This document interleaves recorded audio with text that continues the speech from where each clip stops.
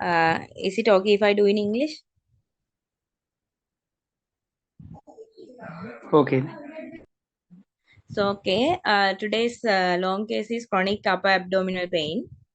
So, mainly we know there are three main differential diagnoses, but we come for long case. Actually, this is not a very common long case. Mostly PR bleeding, obstructive jaundice, or um, but LUTs are the most common one.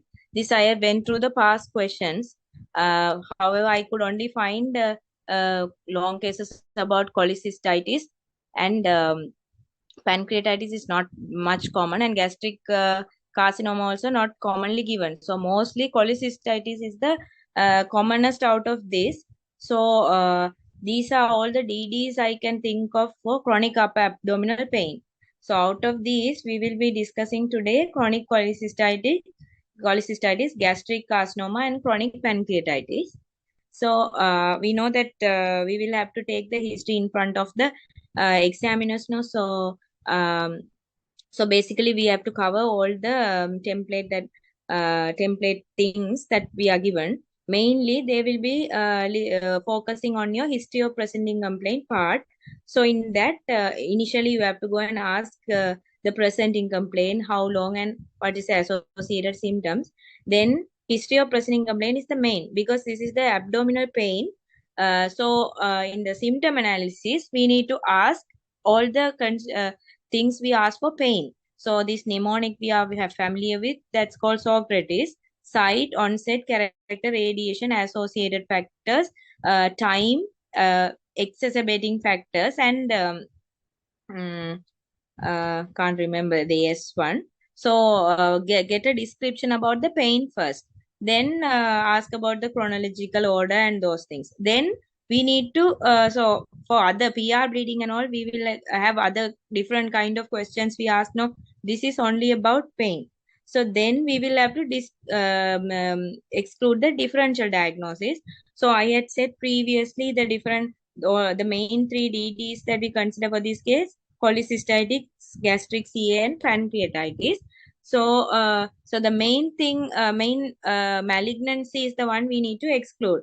So for that, we know the set of questions we ask: persistent loss of appetite, loss of weight, projectile vomiting, hematemesis mellitus. So ask these questions and exclude if that's not a malignancy after getting the pain description. After that, so first thing is the symptom analysis. Then we need to find the etiology. If you arrive at one particular differential diagnosis, then we need to find out what the etiology is. In the next chart, I will show all the etiologies in a chart form. But now the template is like that. So symptom analysis, get the etiology, and then complications. Complications also I have given in the next chart. Then if that's a malignancy, we need to ask further questions to assess the spread. So spread, it can be local and metastatic, we know. So for local things, if that a gastric carcinoma, it can spread to the gastroesophageal junction, pylorus, or associated lymph nodes. So we need to ask the relevant questions to exclude those things, like projectile vomiting, and dysphagia. In case of a gastroesophageal junction tumor, there is dysphagia. So ask the relevant questions for that. And then distant metastasis, we know lung, liver, bone, brain. So we know the set of questions we ask that comes in all the other malignancies. No, so ask those things, those relevant questions, and also to find if there is ascites or not. So this is the template we need to follow, and make sure when you are getting the history, complete all the other components: past medical history, allergic history, surgical history, because you will be marked for each questions you are asking for the relevant parts. Okay, so I will move to the chart where I mostly have followed Asha Nayyar's long case book, because that has all the details we need to know in that. So if that's a stomach carcinoma, so I have mentioned that typical symptoms of a person having stomach carcinoma. So loss of appetite, loss of weight, early satiety. So those symptoms, and for complications, hematemesis, melena, anemia, and also the etiologies. That also in Aisha Nayyar's book, in the last page, they have he has given all the different risk factors for the stomach gastric CA. So just ask a little bit on that. Don't waste a lot of time. Just ask if there is smoking or alcohol or history of peptic ulcer disease and a genetic history. So only the few important things just ask. And uh, and then for gallstone also, like gallstone disease, dyspeptic symptoms. So I'm not going to again and again tell these things because we know what are the symptoms of a typical person with gallstone. No? So it's like a dyspepsia and worsening after fatty meals. So those things, and we need to see the complication and etiology for each of that. Okay, so study this chart. Okay, so this chart he has mentioned for all the three things. So I will go into the examination. So examination also you will have to do it in front of the examiner. So general examination, just go.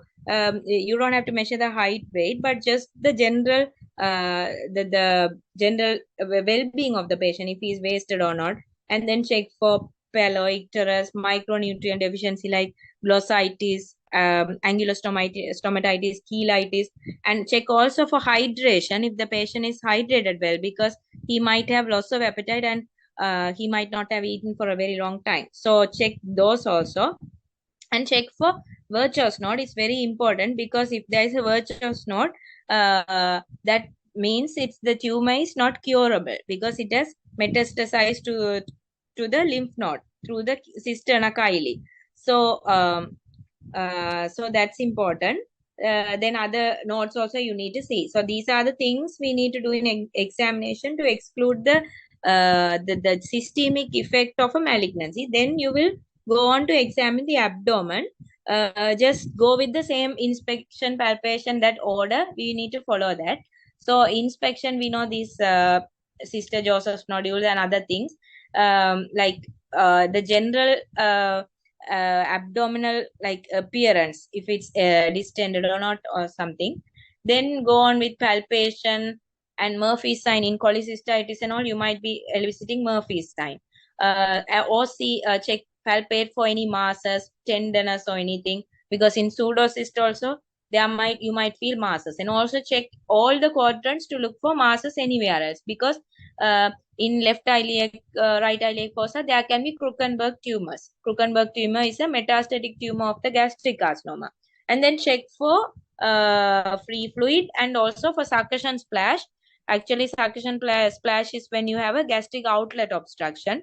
They might ask, how do you do a succussion splash? So make sure you see that the Ashanayas note or anywhere of how to do a succussion splash. DRE, they are not expecting you to do, but you can ask for the findings. Then, okay, so I got some case histories.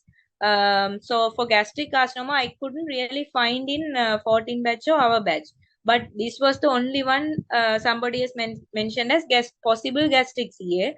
So I have put that history that says 35-year-old patient presented with dyspepsia with significant loss of appetite, loss of weight, melena over 4 months. But here it says still tenesmus and sense of incomplete evacuation. So other things are also there. So this is how your summary should be when you are going and presenting. Make sure you include these symptoms, etiology, complication, and tell the other things also in the summary. Okay. So they have asked questions were like this: what is for and against gastric and colorectal? Because this can be a colorectal cancer as there is tenesmus and incomplete evacuation sensation. So they have asked questions like that. And mainly any case you will be asked this kind of question. So how do you investigate it further? What are you going to do about this? How do you prepare this patient for surgery? That's the question that most of us is going to get. They are not going to ask any hi-fi stuff.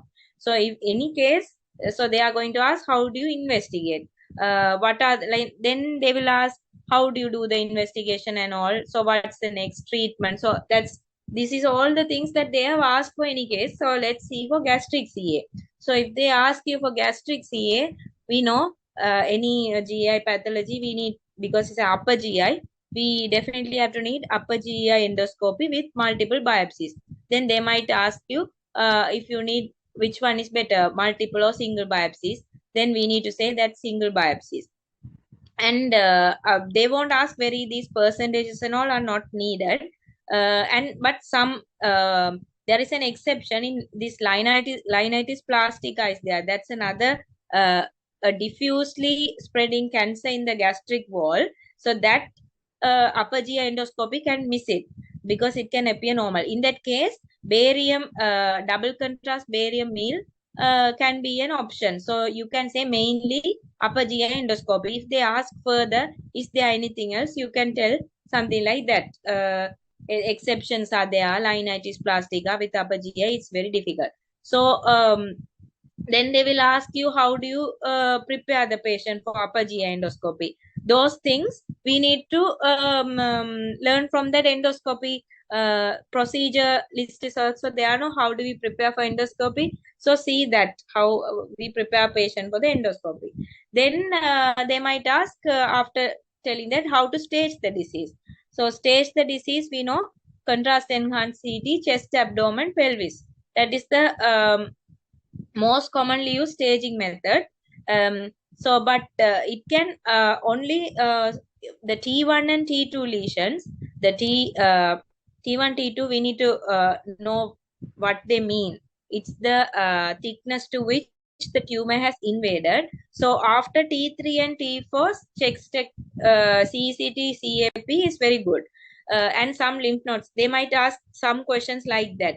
So what if the tumor is a very a small tumor, it's only confined to the submucosa? If they ask questions like that, then they will ask what else you can use in that case. So another method is endoscopic ultrasound scan. The endoscopic ultrasound, we know they put the camera and through that endoscopic camera, and through that they check the wall, gastric wall, and also we can check the lymph nodes, and also we can see the liver mets. So they might ask question like that. So and they can ask what if is there any other staging methods. So we know if if they are suspecting peritoneal mets, we might do laparoscopy for staging laparoscopy. So we need to say some few staging methods that we know. So that will be the next question. Then this staging and all, it's not very important. I don't think they will ask these things, but just have a brief idea about the TNM staging. What T1, 2, 3, 4 are. That no need to memorize. The 4 means serosa is invaded and surrounding structures are also infiltrating. T3 is it has gone until the serosa only, and T2 means it has invaded the muscularis mucosa. So just have a brief idea about the TNM staging. Okay. So then they will ask how do you manage. So first they had asked about diagnosis. Now management. So management, we know surgery is the mainstay. Even surgery, there is palliative and curative one. So before surgery, they might ask what else you can do. There is adjuvant chemotherapy is the main. Radiotherapy, we are not much used in gastric CA. So chemotherapy we can give as adjuvant and neoadjuvant. Neoadjuvant means given before the surgery, and adjuvant is after the surgery. Okay, so surgery also there are curative ones and palliative ones. So curative ones only up to stage 1 to 3. So we know of stage 4 is metastasis, that is systemic spread. In that case, we don't do any surgery to in the aim of curing the disease. We just do it for palliation. So like if the tumor is causing bleeding, and if the tumor is causing obstruction, in those cases we can do these things: resection, stenting, bypassing. That is for palliation. They might ask questions like that. What are the why we use palliative surgery? Then potentially curative only in stage 1 to stage 3. Okay. So then they can ask how do you prepare the patient, or what are the steps before you decide for curative treatment. So in a curative treatment, if you decide, first we need to counsel the patient. I mean, tell the patient what this surgery is about. Then it is mainly a multidisciplinary team, because we need to decide if the patient is a neoadjuvant chemo or something. So we always need to mention for any carcinoma, any malignancies, multidisciplinary treatment is the main. Then surgery, and they might ask in what situations the surgery is contraindicated. So in any, if you find any evidence of incurability, that means if the tumor is very advanced, so they might ask what are the features of an advanced tumor. So just know a few of the features to suggest an advanced malignancy, advanced nodal spread, distant peritoneal involvement, like that. In those cases, we never do surgery with the curative intention. Okay, so so if you consider curative in a resection, that means we need to achieve tumor-free margin. So there are two surgeries we do, subtotal and total. If there is a proximal stomach lesion very close to gastroesophageal junction and all, we might need to do the full gastrectomy, total gastrectomy. If the tumor is only in the antral region, we can only remove that part. That is called subtotal gastrectomy. So these are the tumor-free margins that I have given. Then along with the surgery, we need to also do the regional lymph node clearance. Okay, so that also no need to know in detail. And thereafter, we need to do a well-functioning reconstruction, because after removing the stomach, we need to do something to reconstruct. Okay, then so after surgery, the treatment steps are counseling, multidisciplinary treatment, surgery, and sending the samples for pathology and tracing the report, and then direct the patient to go for an oncologist. And later they can ask, how do you follow up the patient? So after surgery, how do you follow up? Then we need to say, we need to get down the patient and do the clinical assessment.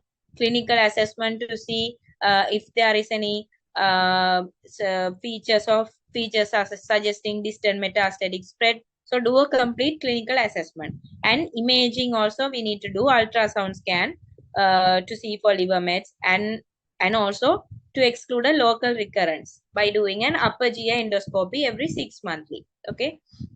So also they might ask after that post-operative complications. So post-operative complications can be early and late one. Early, you can say in any surgery, right after that, there can be leaking of the anastomosis. Because we are going to remove a part of the tumor. So esophagogastrojejunostomy. So distal part of the stomach is removed and it is connected to the jejunum. So any leakages in that area, or can be a secondary hemorrhage. Secondary hemorrhage is after it is due to bacterial infection, not the reactionary hemorrhage, but because of a bacterial infection, there might be a hemorrhage. So those are early complications, or sometimes biliary peritonitis. Late ones are dumping syndrome. That is very important.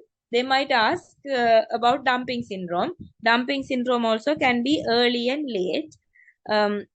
Early dumping syndrome means within 1 hour of a meal, the person might feel bowel distension, fullness. So I can't explain all the details, but just study about early and late dumping syndrome. Late dumping syndrome is like because of the rapid gastric emptying and rapid glucose absorption, there is inappropriate insulin release, and later on there is hypoglycemia. So something like that. So just know few of these complications also. So and also they might ask some symptoms of gastric carcinoma. So features to suggest advanced disease, like that. I don't think they will ask that much of theory parts, but it's better if you know some of these things. Okay, so this is about the gastric carcinoma. I think beyond this, I don't think like examiners will ask anything. So can I move to the next topic?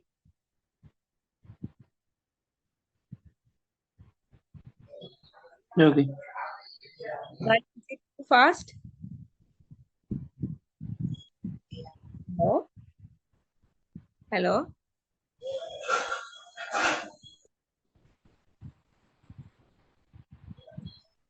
Okay, I will. Okay. Hello. We can hear you. Okay. So I will go to the next topic, pancreatitis. I actually couldn't find the proper pancreatitis case given for the previous batch or our batch. So this is a model history I put. I don't think this would be given because acute pancreatitis anyway you can't be given that acute case, but you might be questioned on acute pancreatitis, how to manage and those things. Chronic pancreatitis also it's a management case, so they can ask about the management. So this history, uh, I think this history is acute on chronic pancreatitis.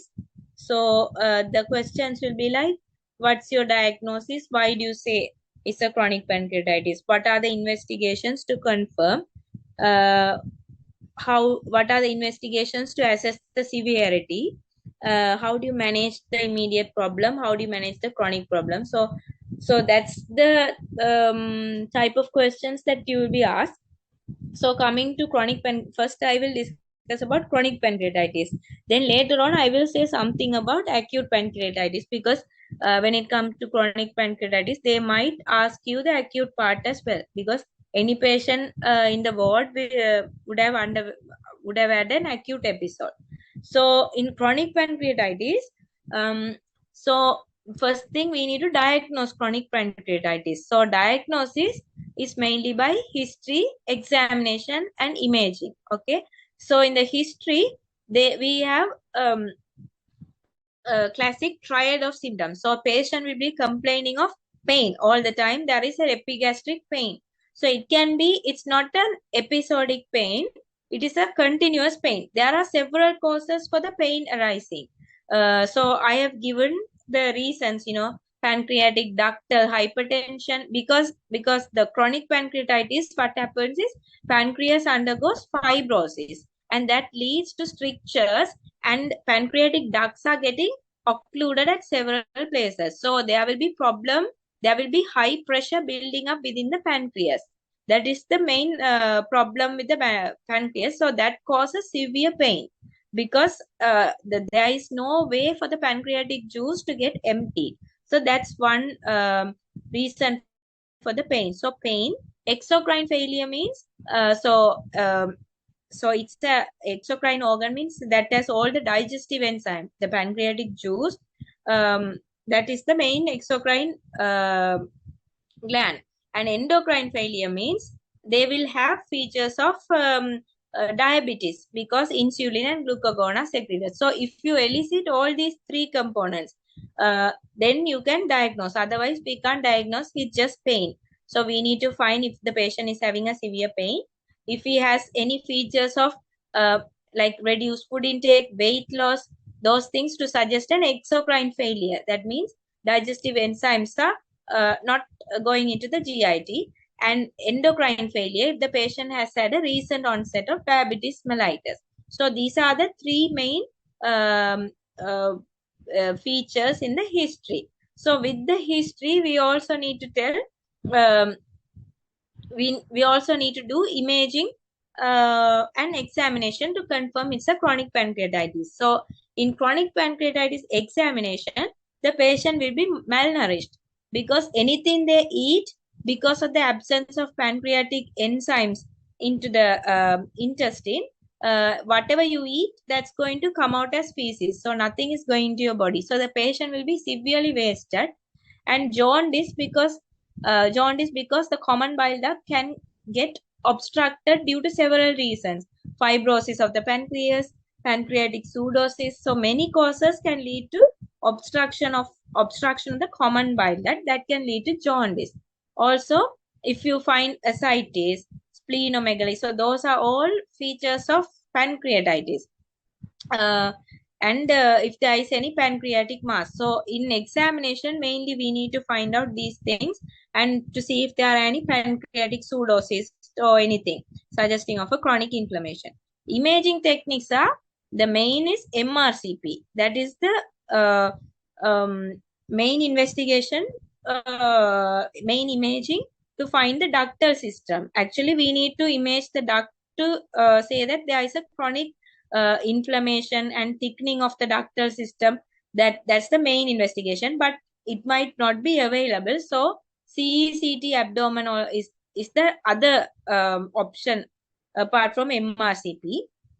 But MRCP changes are earlier than CECT. Okay, so there will be characteristic patterns. So if they ask imaging thing, we can do CECT and MRCP. Other investigations also you can say in X-rays if you find calcifications, but that's not specific for pancreatitis. Then ultrasound scan also visualization problem because it's a retro peritoneal organ, so bowel loops are occluding the view. So main thing is CECT and MRCP. ERCP we know it will be used in therapeutic process. I hope you all have seen ERCP being done. That's where you put the upper GI endoscopy. It's a larger probe than that, and through that we send several scope to do any stenting or stricture dilatation or something through the to the pancreatic duct or biliary duct or anything. So that's ERCP. So mainly CECT or MRCP are the main imaging. So if you can identify the chronic pancreatitis changes in this, you can diagnose with the history, examination, and imaging. Then it's mainly about management. So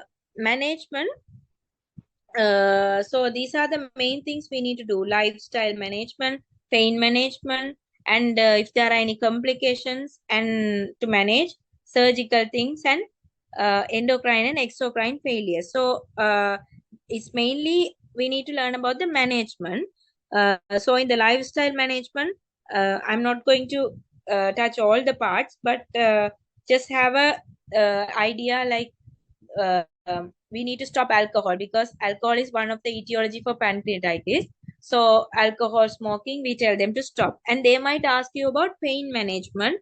So these patients have chronic pain. So they can ask what are the options you can use. So just learn about the painkillers and opioids. They might ask the side effects of opioids, okay, and other options of chronic pain management. And sometimes and they might ask in case of an acute episode, what are the pain management options. So anything, just learn these things. Then minimally invasive methods are used. In what cases? As I said before, ERCP. If there's a duct stricture, we might do ERCP and do the stricture dilatation. Or if there is stones or a pseudocyst. So pseudocyst also, I will do a brief thing about pseudocyst. That's a very famous complication of a chronic pancreatitis. So that pseudocyst means it's a cyst filled with this amylase and pancreatic juice, and that causes severe pain because it might impinge on the duodenal wall or anything, and it causes obstruction. So what we need to do is we need to decompress. So there are several methods like putting external drains, or we can drain it internally within the GI tract itself, like putting a cyst gastrostomy. So and also celiac plexus block. So that's the one we use for pain management. Okay, celiac plexus block, that also I might that is a that is where we put bupivacaine and steroids to reduce the inflammation. So that if we inject it for some time, it will be there for 3 to 6 months. So this is for people with severe pain. And exocrine failure, if they have, they are given pancreatin. It's like it contains the pancreatic enzymes. It's given like capsules. So depends on the amount of meals we take, they prescribe capsule. I haven't seen it actually in wards. So endocrine failure, we need to, if the patient having diabetes, we need to give insulin or oral hypoglycemic agents. So this is mainly the management in brief. Then they can ask complications of pancreatitis. So pseudocyst formation, that we know is a very common complication. And because of the scarring and fibrosis, duodenal and biliary duct obstruction can happen. And endocrine failure lead to diabetes mellitus and the related complications. Also, splenic vein thrombosis. So we know the splenic vein is just behind the pancreas. So whenever there is inflammation in the pancreas, it leads to thrombosis within the splenic vein. Okay. So and pseudoaneurysm formation and rupture, and pancreas after pancreatitis, there can be ascites into the peritoneal cavity. So know some complications of pancreatitis, chronic pancreatitis. So acute pancreatitis, so what we need to know is the definition. Acute pancreatitis means if a patient present with an acute pain plus threefold rise in the serum amylase. Okay. And with the so in order to diagnose this acute pancreatitis, we need to prove that there is threefold rise in serum amylase. Along with that, we need to show the characteristic features in the CECD. So that's how we diagnose acute pancreatitis. So there are two kind of pancreatitis are there. I hope you all have heard. It's the interstitial edematous pancreatitis. It's the mild form of pancreatitis. And there is another kind of pancreatitis called necrotizing pancreatitis. So I haven't mentioned all the details here, but there are two types. The interstitial edematous one is not a severe form. It's the mild form. But the severe form is the necrotizing pancreatitis. So they might ask, so also know some causes of pancreatitis. So commonest cause is a gallstone. 70% of the pancreatitis because of the gallstone. And 20% is ethanol, that is alcoholic pancreatitis. Apart from that, there are several causes like trauma, steroids, viral infections like mumps, autoimmune causes, snake bites. So in also you can refer the Sahanaya's note. That also has some the causes of pancreatitis he has mentioned there. So I studied mostly Ashanaya's book and the Sahanaya's surgery notes. I hope that will be enough for you all. Okay, so acute pancreatitis, what they can ask is how do you confirm acute pancreatitis? So what you need to prove is serum amylase level has to be 3 times the upper limit. Okay. And the other thing is to assess the severity. So one thing is to confirm the diagnosis, other thing is assess the severity. So there are different scores, Ranson score, Glasgow score. We don't need to know the details, but just know the names of that. So in that, they will take several parameters: random blood sugar, full blood count, that means WBC, blood urea nitrogen, serum calcium. So with that, they put a score. So that's how we assess the severity of the pancreatitis. Okay. So and also they can ask complications of acute pancreatitis. So we know pancreatitis is a severe form of condition. It can either be a mild one or a systemic one. So systemic complications, it can happen in all systems like CVS. It can lead to shock arrhythmia. RS, it can lead to acute respiratory distress. GI, it can lead to paralytic ileus.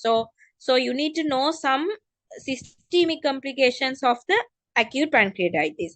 Also, there are local complications. So what I have mentioned in this slide is the local complications. So even local complications, in case of a mild pancreatitis, you can get something like acute peripancreatic collection. It has mentioned, so immediately after pancreatitis, within 4 weeks, there is a acute peripancreatic collection. So after 4 weeks, that peripancreatic collection, that is called as a pseudocyst. So they might ask definitions for this. What is a pseudocyst?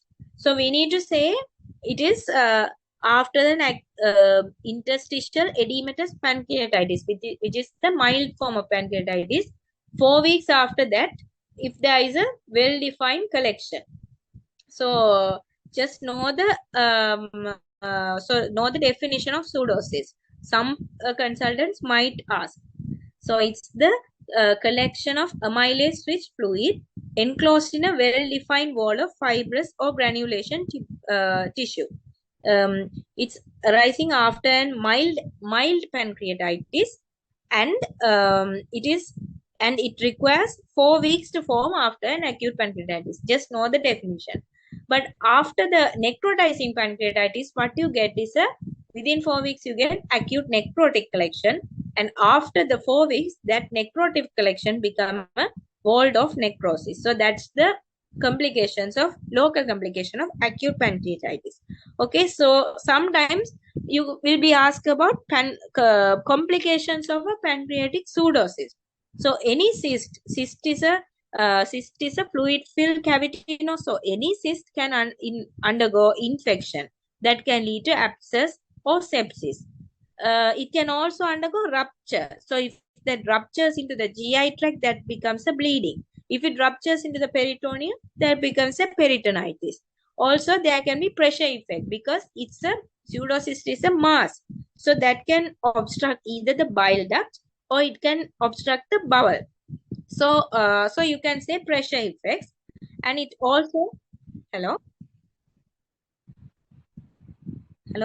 can you all hear me? Yeah, Disha, you can. Yes. Okay.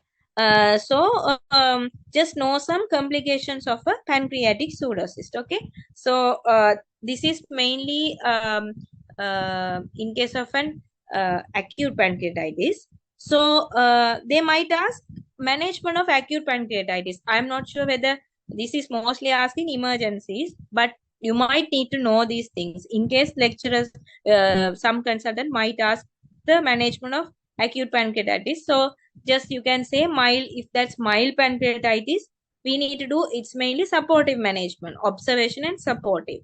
So I can't describe all the acute management, but I suggest you go and read the pancreatitis management. In case you get a pancreatitis case, you might be asked for the management. Okay. Next is gallstone. So this was given for several students in our batch. I think 6 or 7 students got gallstone, mainly acute cholecystitis. So I think compared to the previous two, this is more important to you. Actually, this case itself is rare. You all know that from the previous cases, PR bleeding is the commonest, then obstructive jaundice, then LUTS, and those are the common, and also PVD, dysphagia, those are the common things. This case is already not very common. Even if you get it, I think patients, mostly cholecystitic patients, will be there in the wards. So you'll mostly be given a case like this. 19-year-old boy with a recurrent episode of right hypochondrial pain radiating to the tip of scapula for 5 days, like that. So it's a continuous pain. So you can read this thing. So also when you are telling your summary also, you don't need to tell all the details, just tell the important points. Okay, in that they have asked about investigations, same thing. They are asking immediately, how do you investigate? As a house officer, are you capable of managing the patient? So investigation, management. So some questions about the symptoms that you mentioned. Why blood stain vomiting? And then is it possible for this patient to have gallstone? So you need to know about the etiology, risk factors of gallstone, and then they have asked for also the gallstone types. So just get familiarized with some theory parts also in this case. Then hot cholecystectomy and interval cholecystectomy, which one is better, and how do you prepare the patient? So same thing, how do you prepare patient for surgery is the main concern in the surgery exam. So I'm not going to details about this, but if they are, some might ask, how are gallstone formed? So like pathophysiology, the main reasons are supersaturation. That means if some patients, they have more concentrated bile. So increased cholesterol in bile, increased bile pigments. So reduced bile salt. So bile salt is the one that dissolves the bile pigments and cholesterol. So in case of lack of bile salt, you might get supersaturated bile. So NIDUS means there has to be some So there has to be a small core in which the stone can form. So that can be a mucin or an infection and a hypomobility. Hypomobility means if in situations where gallbladder contraction is not that good. So in this picture I have taken from the Bailey and Love, you can see the possible causes how gallstones are formed in patients. Okay, nucleating factors, supersaturated bile, and impaired gallbladder function. Okay, so type of stones also just know something, because in gallstone is a common thing. No, like lot of people have gallstones, so they might ask you some theory parts about gallstones. So they are the types, cholesterol stones and pigment stones. So pigment stones also, then in what kind of patients pigment stones are common, and cholesterol stones in what kind of patients are common. Those things are so these risk factors and all. I think it's very good if you learn some of these. So we know this fair fat fertile female in 40s, so that those are the all risk factors for the cholesterol gallstones. Okay, cholesterol and mixed stones. So know some of the risk factors like family history and other things. So that fat flatulent fertile female 40s. So those are some of the risk factors. So I think don't need to go in details. And pigment stones, we know it's mostly in hemolytic conditions. So hemolytic anemias and all, hereditary spherocytosis, thalassemia, in that kind of patients only pigment stones are very common. And other stones also. um, so okay, so these are the risk factors. Okay, then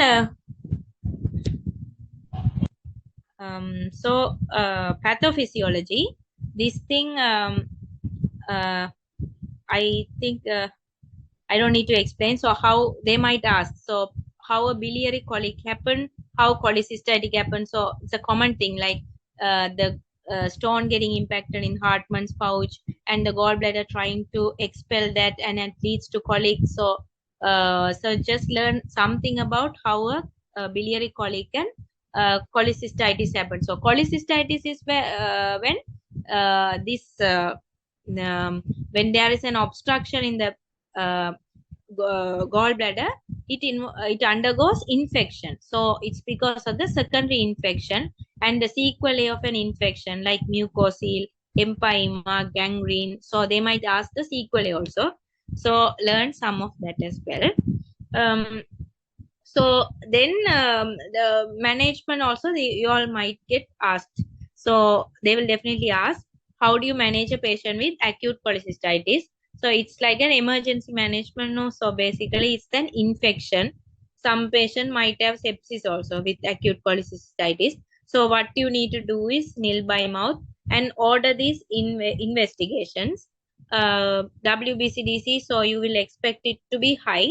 CRP, liver function test, serum amylase. So learn these investigations, what you need to order in that case. So what the things we manage is mainly the pain. So there is a continuous pain because of the inflammation, and patient will be vomiting because of the infection. So we need to give antiemetics and antibiotics because it's an infection. So those things, learn some management parts about acute cholecystitis. Then very important is biliary colic versus cholecystitis, that several people have asked. The biliary colic means it's not an inflammation. It is it's the pain due to contraction of the gallbladder. But cholecystitis means it's a continuous pain because of an inflammation. So that cholecystitis gives rise to Murphy's sign. Okay, so you need to tell cholecystitis, there is fever, focal tenderness. So those things are not there in biliary colic. Biliary colic is just pain. Then after the stone falls from the Hartmann's pouch, there is no problem. There, the gallbladder is emptied on its own. So then learn some antibiotics we need to prescribe for acute cholecystitis and so on. And also just learn about hot and interval cholecystectomy. So which one is good? So Some consultants have asked like that. So hot cholecystectomy is the preferred one. That is when you find, like, after you give the antibiotics and stabilize the patient, it's advisable to do the cholecystectomy then and there. Or it can go up to 7 to 10 days, but ideally within 48 hours, because that will give you less hospital stay, less risk to develop complication. Whereas in our setup, because of the resources are lacking, mostly they are, after the acute inflammation settle, they will do it after 6 weeks. So the preferred one is hot cholecystectomy, but they might ask what are the disadvantages of not doing a hot cholecystectomy. That means if you do interval cholecystectomy, the thing is some patients might need urgent surgery. Even the inflammation might subside temporarily, but later on it can come again. So learn some disadvantages of both interval and hot cholecystectomy. Okay. Then they might ask cholecystectomy indications. Okay. Symptomatic gallstone, in any symptomatic gallstone, we need to do surgery. But asymptomatic gallstone, there are certain things. If a patient has a high risk to develop carcinoma, I have mentioned the high risk features of carcinoma, or high risk to develop symptoms. So in some patients, like people with hemolytic anemia, they are most likely to get pigment stones. So they might undergo prophylactic cholecystectomy. Okay. So also before bariatric surgery. So know some few points about the indications. Okay. Then complications. Complications of this surgery. So any surgery, we have to say early and late complications. So uh, early complications is bleeding. That's commonest, because we are dealing with many blood vessels. So there is cystic artery. If there is a slip cystic artery clip, or a missed cystic artery, or hepatic vein being damaged. So there are several points from which bleeding can occur. Also, there can be bile leak, because we are, after we remove the gallbladder, we are putting a clamp to the cystic duct. So if the clamp get loosened, there might be leaking of bile from the clamp. So there might be bile leak, and sometimes we might damage the common bile duct while we are doing the surgery. That can lead to leaking from the site of damage. Okay, and bowel damage. So any surgery, just know some early complication. Late complications, it's like patients present after a long time. Sometimes we might miss a stone. A stone might go from the gallbladder into the common bile duct, and it will be there for a while. Later on, the patient will develop cholangitis, jaundice. So that's a retained stone. Sometimes a duct injury later can lead to stricture formation. So know some early and late complications. And then how we manage complications. So early complications, mostly we need to open again, re-laparotomy, because early complications are mostly errors during surgery. So that you can't do conservatively. You need to open and correct the cause. So investigations are very difficult at that point. But late complications, these things, we can do blood investigations. So say if the uh, patient is having an cholangitis, so cholangitis long time after the surgery, so in that case we need to order investigations. We can't open directly again and do it. We need to do the investigations. Okay. And do some imaging as well to find, and if there are any collections, we need to do CECT. Ultrasound scan is not preferred much in this case, because there will be gas, and you need to move the probe onto your abdomen, so where the surgery has occurred. If you can cause a lot of pain by moving the ultrasound probe, so it's better to tell CECT, MRCP. And also, how do we manage retained stone? If there is a retained stone, what happens is there is a high risk of cholangitis. So immediately we need to say how we manage this. First, we manage the sepsis and cholangitis, and then we will do an ERCP to remove the retained stone. In case of a bile duct injury, what will you do? Immediately you need to resuscitate and control the sepsis. Then later on, we need to put any drains or anything, and sometimes we might have to repair the injury again. Okay, then this is a common question. Before cholecystectomy, what we need, the important investigation to do is ALP. Why we need to do ALP is if there is a common bile duct stone, uh, stone, if it if we remove the gallbladder, because if the ALP is elevated, that means there is some obstruction in the common bile duct. So we need to exclude that obstruction because there's a high risk if we leave that CBD stone there after the surgery. There is a high chance of getting cholangitis. Okay, so they might ask what's a very important investigation to do before cholecystectomy. It has to be ALP. That is a biochemical investigation. Also, you can do an ultrasound scan to exclude a common bile duct stone. Very important is we need to exclude it before surgery and try to take that stone out during the surgery itself. Otherwise, after surgery, the patient will develop cholangitis. Okay, that's all I could find as questions and possible topics to discuss. Is there anything you need to know, guys? Hello?